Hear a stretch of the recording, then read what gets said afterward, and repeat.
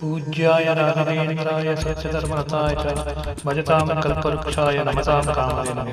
ಶ್ರೀ ರಾಘವೇಂದ್ರ ಸ್ವಾಮಿಗಳು ವಿಷ್ಣು ದೇವರನ್ನು ಸರ್ವೋತ್ತಮ ದೇವನಾಗಿ ಪೂಜಿಸುವ ವೈಷ್ಣವ ಧರ್ಮವನ್ನು ಅನುಸರಿಸಿದರು ಮತ್ತು ಶ್ರೀ ಮಧ್ವಾಚಾರ್ಯರ ದ್ವೈತ ತತ್ವಶಾಸ್ತ್ರವನ್ನು ಪ್ರತಿಪಾದಿಸಿದ 16ನೇ ಶತಮಾನದ ಪ್ರಭಾವಿ ಹಿಂದೂ ಸಂತರಿಸಿಕೊಂಡವರು.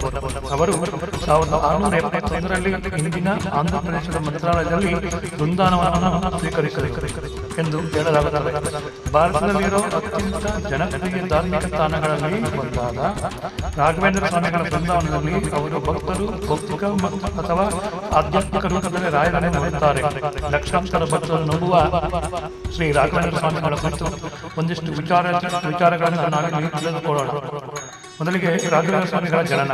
ಶ್ರೀ ರಾಘವೇಂದ್ರ ಸ್ವಾಮಿಗಳು ಶ್ರೀ ವೆಂಕಣ್ಣ ಭಟ್ಟರಾಗಿ ಜನಿಸಿದರು. ಶ್ರೀ ತಿಮ್ಮಣ್ಣ ಭಟ್ಟ ಮತ್ತು ಶ್ರೀಮತಿ ಅವರ ಎರಡನೇ ಪುತ್ರ.